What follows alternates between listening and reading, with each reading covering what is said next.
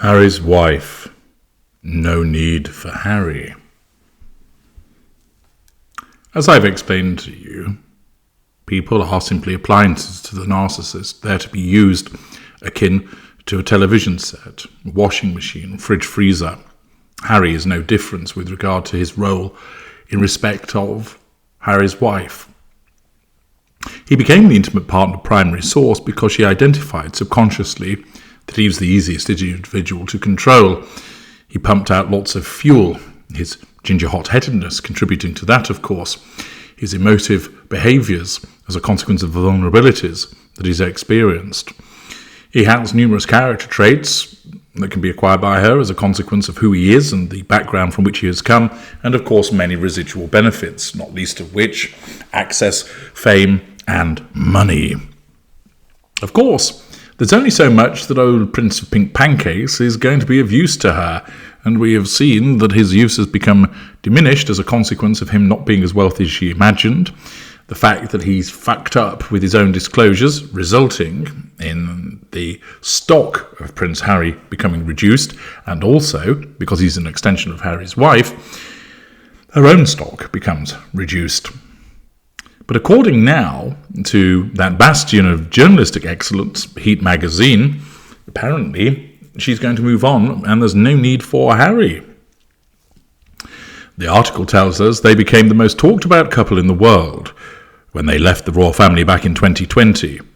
But in the past few months, it's Prince Harry who's dominated the headlines thanks to the release of his bombshell memoir, Why, and the countless interviews to promote it.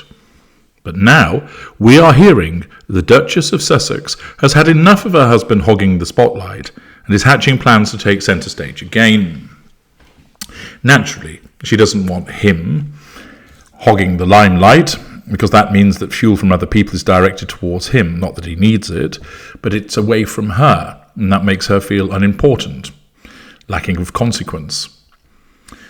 Harry's wife was happy to sit back and let Harry take the plaudits, I think rather the criticism, and attention for Why, but now it's her time to shine, an insider tells Heat. Being a double act hasn't worked brilliantly as far as their image goes. In fact, they've been torn to shreds at points. It's Harry's wife's view that they need to go back to basics. It didn't really work for John Major, and reinvent themselves as individuals as well as a couple. In other words, you go and do your thing, Harry, and I'll go and do mine. Disengagement beckons. It's too much of a circus when they're out together. Well, it's invariably a circus, as we've seen on many occasions in parts past him. And Harry's a first-class housekeeper and devoted dad. In other words, there's nothing else that he's actually able to do. So she knows he'll be perfectly happy at home. Or rather, he'll be perfectly happy where he's told to be. While Harry, 38, plays doting parent to Archie, 3 and Lilibet, 1, once again, told their ages in case you've forgotten them since the last Heat magazine article, the former actress is pulling out some old tricks to please the crowds. Toot toot. She's getting back on the yachts, I guess.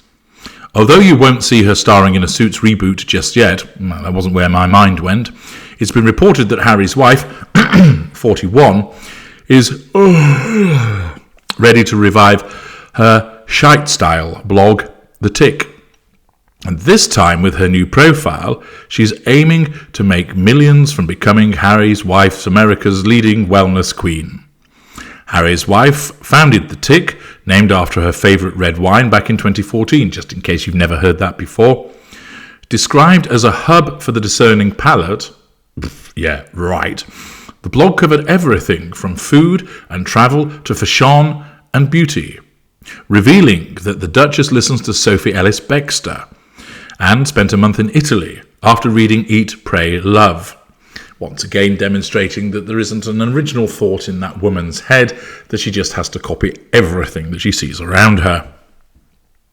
Despite the blog becoming a success, according to whom, Harry's wife penned her farewell post in April 2017, 6 months before announcing her engagement to Prince Harry, and stepping into a reserved royal lifestyle.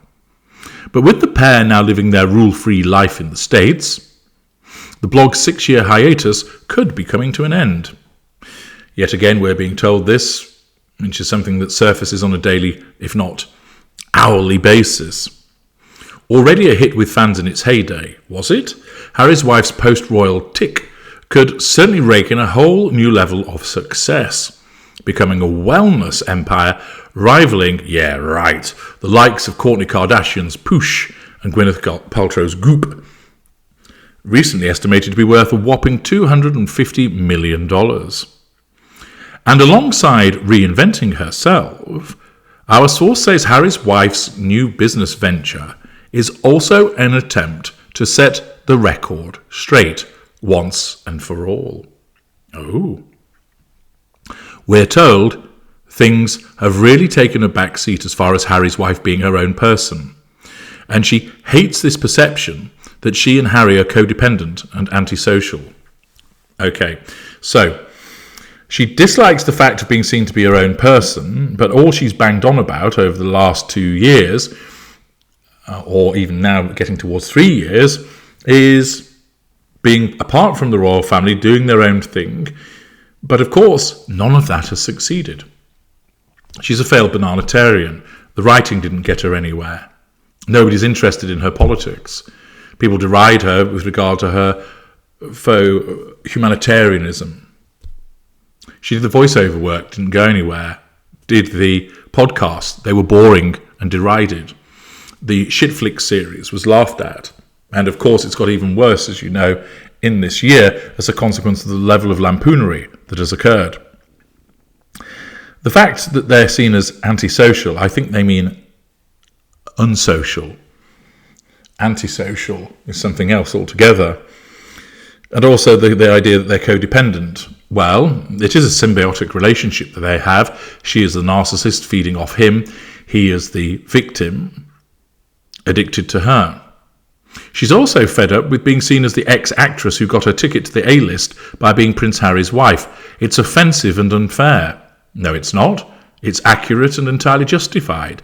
Of course, she doesn't like the fact that she's seen as the ex-actress who got a ticket to the A-list by being Prince Harry's wife. She won't like that because it offends her sense that she's brilliant Harry's wife, that she's Miss Amazing. But it is entirely true. The only reason that people know about her is because she married old Ginger Bollocks. The only reason people know about her is because she got involved with the Prince of Pink Pancakes. To suggest that it's offensive is nonsensical, but of course we all know why Harry's wife thinks in that way. But for the new Harry's wife to really take centre stage, hubby Harry must be used to staying in the shadows, i.e., that his position of not being important is underpinned. Harry must get used to staying in the shadows. Our source reveals the tick's about to get relaunched. She's heavily involved in various women's charities. Is she? Or is she just telling us that?